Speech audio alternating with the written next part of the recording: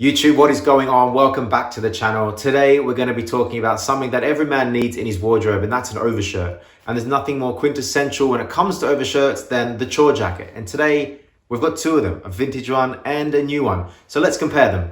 Before we get into it, if you've not subscribed already, please do so. Hit that button down below, hit the bell icon. I've got some crazy videos coming in the next couple of weeks. And honestly, I want you guys to come along for the ride with me. If you're into clothes, watches, and fine goods, then this will be right up your street. So hit that button down below and let's get into the video.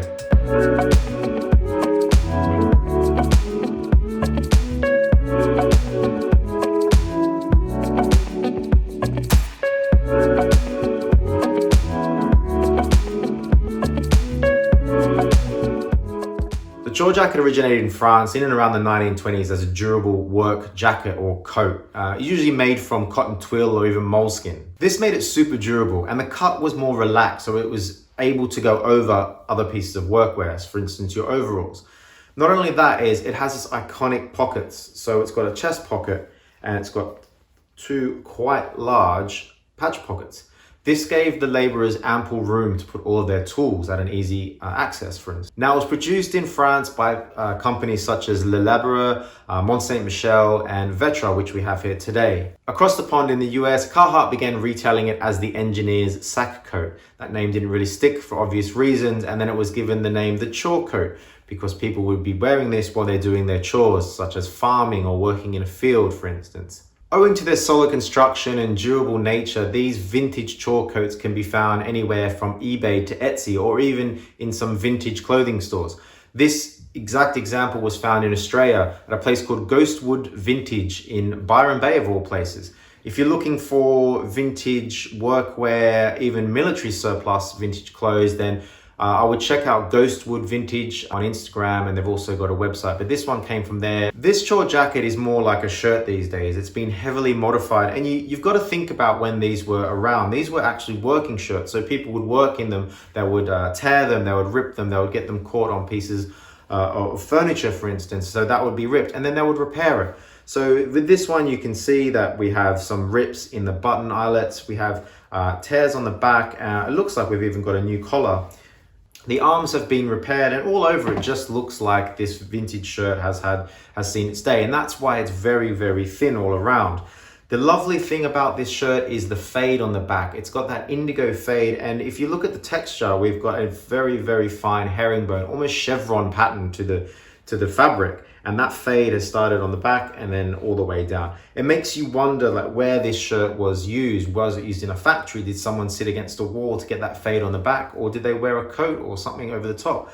But that's why you can see that these vintage ones have had a lot of work done to them, and it's very, very difficult to find one that hasn't had this kind of work.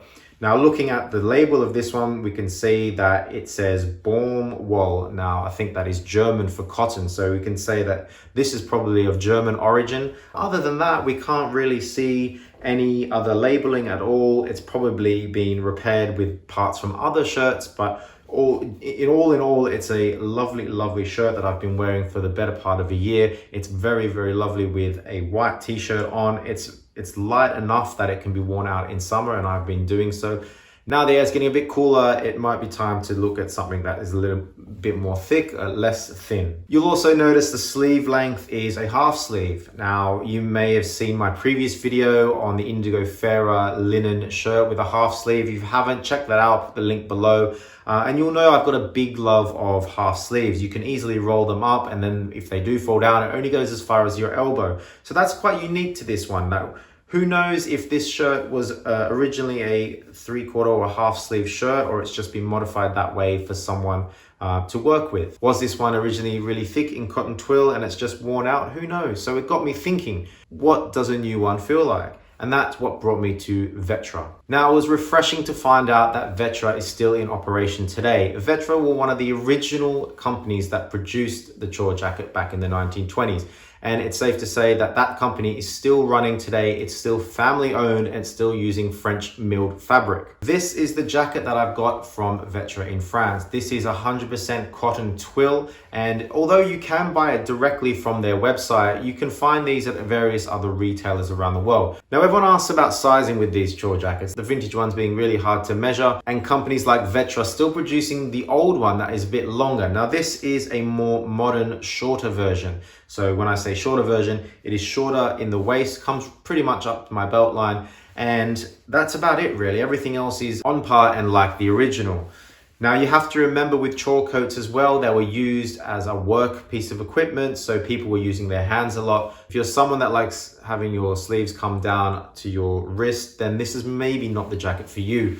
It sits a bit higher up, which is really good if you're wearing a button-up long sleeve shirt. It just goes nicely over it and doesn't come all the way past your sleeve length. For those interested, this one here is the IC 55/5C. It is a size 44.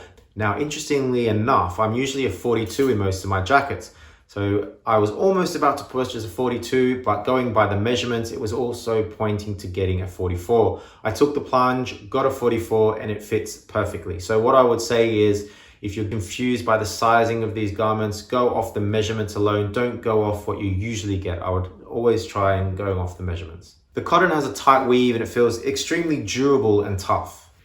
We have the iconic chest pocket and our patch pockets that fit pretty much your everyday carries. And this pairs nicely with a white t-shirt and black chino. The price for this was £140. Now that's pretty much consistent across the board with the places I found in the US, the UK, and also directly from Vetra in France. I'd say it's really hard to compare the two. The vintage one is extremely thin and is more like a fashion piece, I would say. It's not really, I would say, durable these days. It's more delicate. I feel like I could easily rip this fabric if I caught it on something or snagged it on a fence, for instance.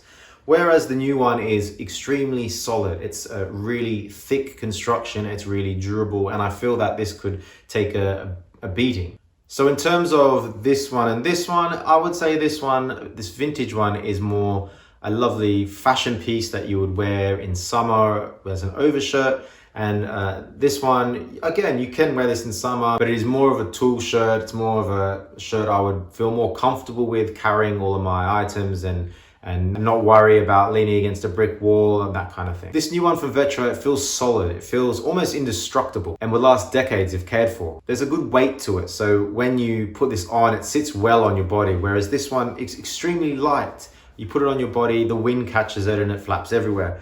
Now, I'm not saying that this one detracts from the overall look of anything. They both have their place in my wardrobe. So I would highly be looking for a vintage chore jacket and a new one, just both for different reasons. The vintage ones can be found relatively cheap if you know what you're looking for. So I definitely, like I said, be checking out those vintage stores, checking Etsy and checking eBay. So if you're in market for an overshirt that both looks good and is going to last you a long time, then you can't really go past Vetra's line. But if you're looking for an overshirt that has already been pre-worn in, looks great and maybe not as durable, then go the vintage. Either way, both chore jackets are a great addition to any man's wardrobe and I highly recommend you get one. I really hope you enjoyed that video and found it useful. If you did, drop a comment down below. I'd love to hear if you guys have a chore coat or an overshirt. What works for you? Is it vintage or is it new? I'd really love to know. And if you're new around here, hit that subscribe button, hit that bell icon. I'm going to be putting out more videos just like this one. And with that being said, it's going to be a wrap for this video and we'll catch you next time.